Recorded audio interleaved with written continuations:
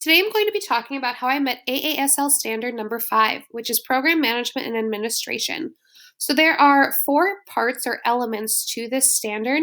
5.1 is collections, 5.2 professional ethics, 5.3 personnel funding and facilities, and 5.4 planning or strategic planning and assessment. The first one I'm going to focus on is budgeting. So that's going to be the figure you see on the left side of the screen, and that really connects to both 5.3 and 5.4.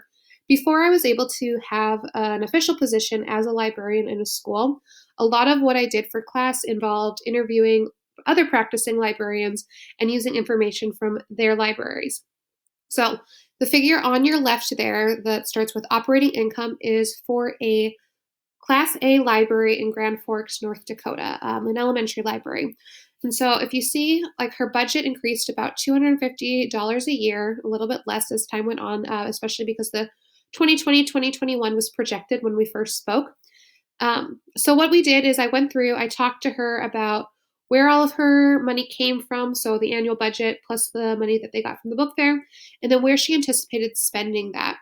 And then kind of looked and saw how those dollars like made sense and how it would kind of change based on the size of the school and even based on like the type of school. For example, you might have some larger schools that have larger budgets because they're private schools versus public school funding.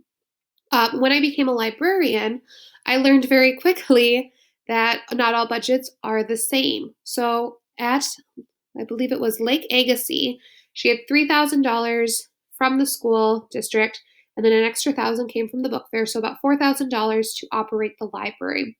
Now, when I moved out to Edmore, North Dakota, a very small Class B school that had roughly 60 students from K through 12, my operating budget 100% was $500.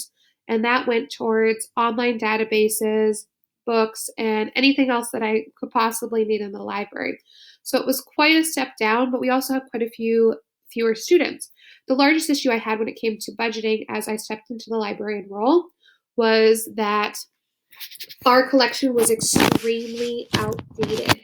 So the book lover in me wanted to spend all of the money on books and kind of put other things on the back burner. So what I had to do was talk to students, staff, administration, and see how often certain materials were used. For example, we were spending a very large portion of our budget, about 25%, on magazines.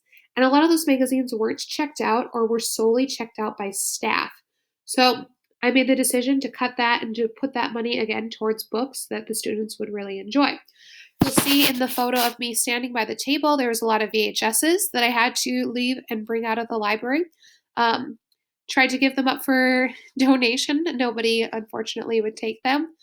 We didn't have a single VHS player in the entire school, yet these were still being housed in the library and available for checkout. And then if you look in the bottom right hand, there's like a rolling cart, and those were all like classroom sets of books that were also stored in the library because teachers no longer used them, and they were technically the property of the library, but nobody was checking them out, nobody was using them. And so in order to make space for new books, we tried to do our best to kind of downsize some of those things. We ended up having a book sale where we invited the community in to purchase some books just for like a quarter a piece to recoup a little bit of that money and kind of just let people know that we're not just throwing things away. We are trying to grow a collection, and we'll take donations wherever we can. When we talk about 5.2 professional ethics, a lot of this is going to be being involved in different communities that are going to teach you how to be kind of the best librarian that you can be. And if you look at the photo kind of in the bottom middle that has the wild robot, you've got this in Surviving Middle School. I attended a lot of conferences specifically about books and library programming.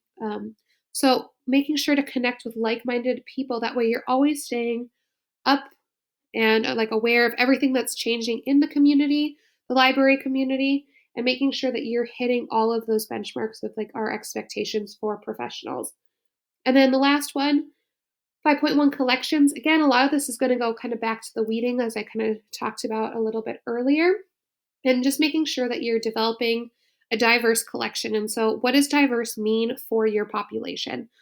You might think, oh, diverse means that I have to get books on, 75 different animals. Well, if those books aren't being circulated in your community, you're putting your dollars in an area that you're really not being best utilized. So, again, constantly making sure that you are talking to those people who use your library as you manage your program to make sure that you're creating a library for the people who are utilizing it.